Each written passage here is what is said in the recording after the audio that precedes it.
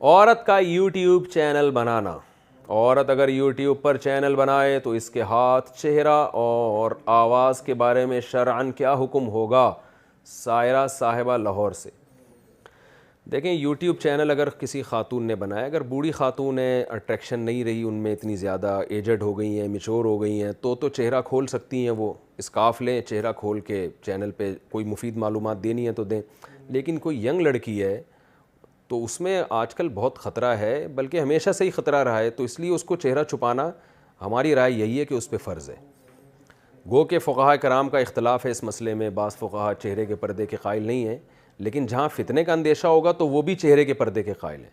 तो ख़ास तौर पर जब लड़की, जवान लड़की की वीडियो लाखों लोगों में जाएगी, हज़ारों में जाएगी, तो ये बिल्कुल मुनासिब नहीं है। हम इसको बहरहाल जायज़ नहीं समझते। तो जवान लड़की ने अगर कोई वाकई ज़रूरत पड़ती है, बाज़ दफ़ा रोज़गार नहीं होता, कमाने वाला कोई नहीं होता, तो यूट्यूब के ज़रिए ही कमाई फिर एक आसान रास्ता है उन घरेलू लड़कियों के लिए। तो बहुत मजबूरी हो तो फिर पर्दे के साथ गुंजाइश दी जा सकती है। चेहरा कम अज़ कम वो छुपाएँ और नक़ाब लेके। और ऐसे मैंने देखा है यूट्यूब पे बहुत सी ख़वातीन नक़ाब के साथ वो वीडियोस बना रही हैं, जो भी खाने पकाने की चीज़ें सिखा रही हैं लोगों को, या और जो कुछ मुफीद मालूमात उनके पास हैं, और ज़्यादातर उनके चैनल फिर ख़वातीन ही देख रही होती हैं। तो ये भी गुंजाइश की हद तक है। तो अगर वो ऐसा करें तो इंशाअल्लाह अल्लाह से उम्मीद है कि कोई गुनाह नहीं होगा, तो पर्दे की बहरहाल वो पाबंदी करें।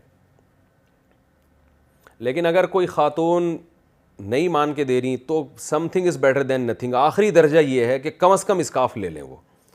हम तो खैर चेहरे के पर्दे को लाजिम समझते हैं जवान औरत के लिए, लेकिन आखिरी दर्जे में हम ये कहते हैं कि अगर बाज़ ख़वातीन बहुत ही मॉडर्न होती हैं, तो चलो इतना तो कर लेना कि एक स्काफ ले लें मुकम्मल, प्रॉपर तरीके से, बाल नज़र ना आए, प्रॉपर पूरा जिस्म ढका हुआ हो।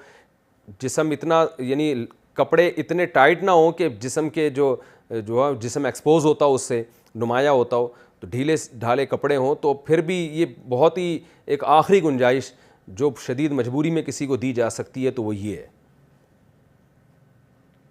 शौहर की दूसरी शादी हो तो क्या इद्दत आधी होगी?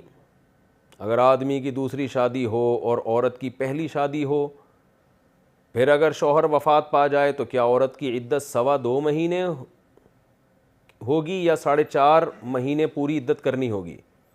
क्योंकि कुछ लोग कहते हैं कि आदमी की दूसरी शादी है तो औरत पर 2.25 महीने की इद्दत लाजिम होती है। नाज़नीन मंसूरी, इंडिया से। ऐसा नहीं है।